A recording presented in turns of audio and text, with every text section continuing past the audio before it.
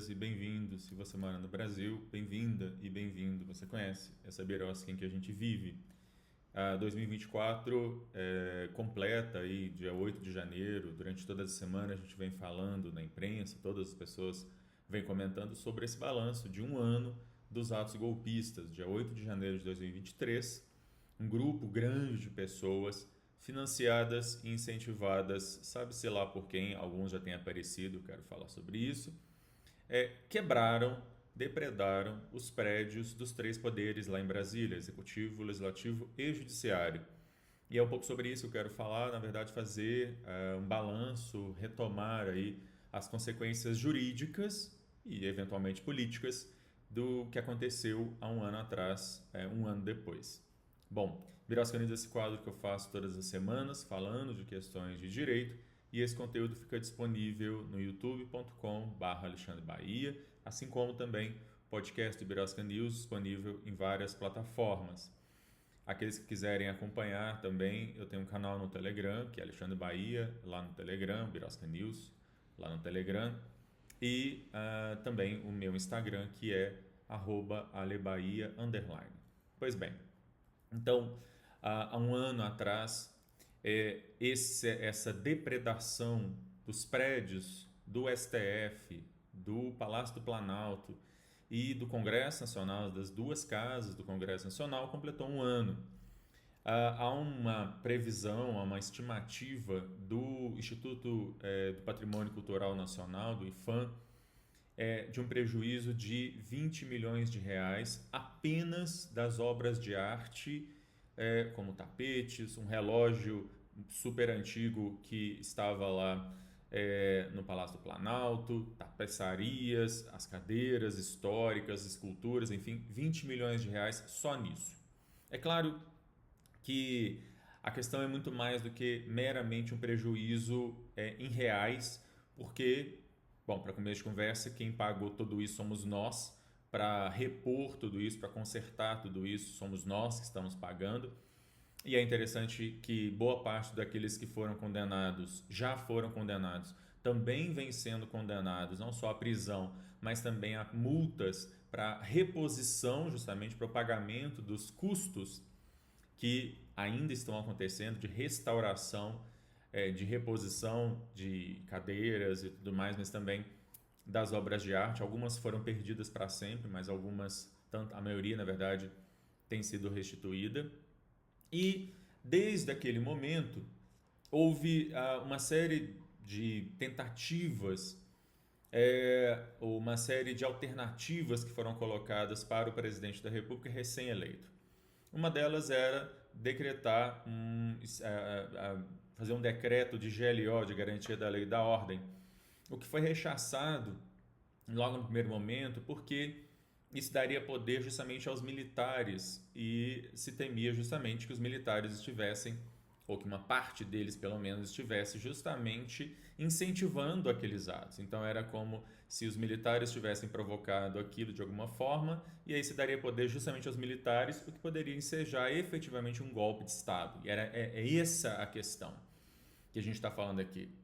Não foi uma baderna, foi uma tentativa de golpe de Estado, assim como aconteceu no Capitólio, nos Estados Unidos, também agora 2 anos atrás, somente um ano antes do que aconteceu aqui no Brasil.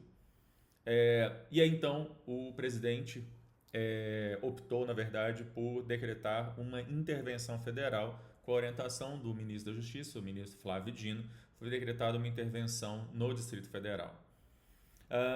Desde então, a Polícia Federal foi aberto um inquérito e a Polícia Federal vem conduzindo esse inquérito numa operação que foi batizada pela Polícia Federal de Lesa Pátria.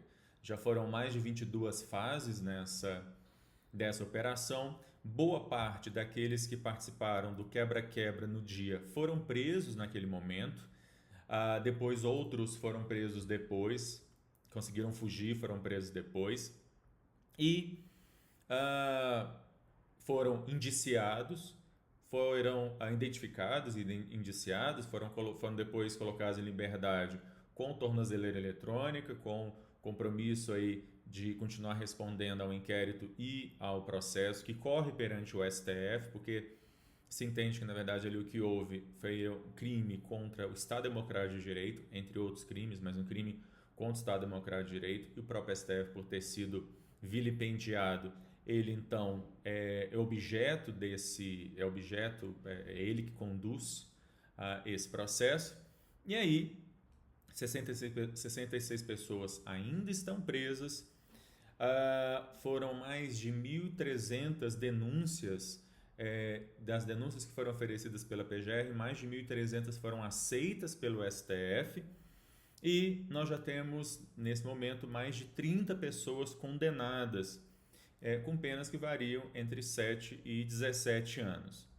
É interessante a gente fazer constar que o ministro Alexandre de Moraes, que é quem preside aí, quem conduz, o responsável no STF por tomar as decisões relativas ao inquérito da Polícia Federal, ele, em agosto do ano passado, ele suspendeu por 4 meses o andamento desses inquéritos para que ele pudesse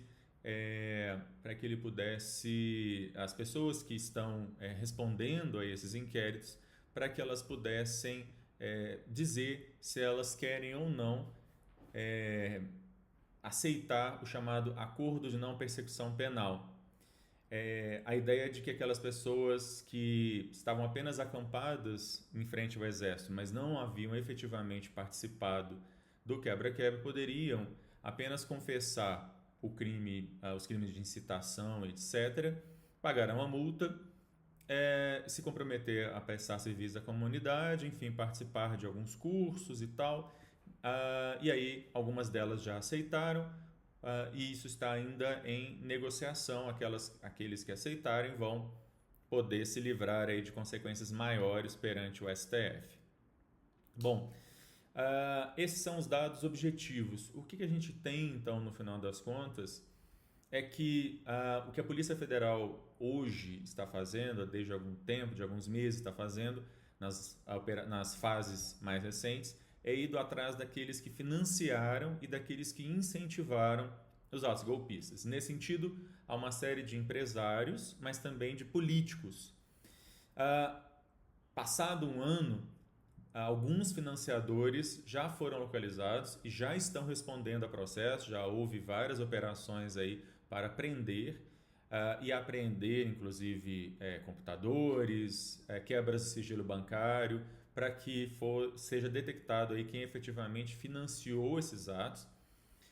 Ainda há uma sensação meio que de impunidade com relação aos grandes responsáveis, né, os maiores responsáveis, mas considerando que há apenas um ano, né, que ainda é algo relativamente recente, o saldo me parece bastante positivo. Simbolicamente, a resposta que os três poderes deram logo na sequência, e também agora as comemorações ou a lembrança depois de um ano, e também o trabalho da Polícia Federal, que vem sendo sistemático aí no sentido de descobrir quem financiou e quem incentivou. O que eu queria deixar para a gente finalizar é que é inaceitável, o que aconteceu é absolutamente inaceitável. Eu fiz um vídeo um ano atrás falando sobre isso, vou deixar ele linkado aqui.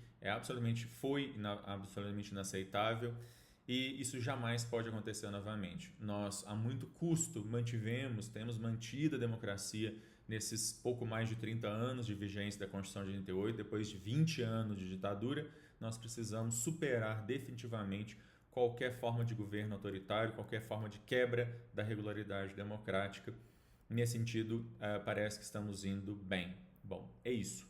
Eu vou ficando por aqui. Se você curtiu esse conteúdo, compartilhe, dê lá a sua curtida, comente o que você acha, assine os nossos canais, o YouTube ou os podcasts, e depois eu volto então para falar de mais alguma coisa maluca, estapafúrdia, absurda que acontece nessa birosca de país. Tchau!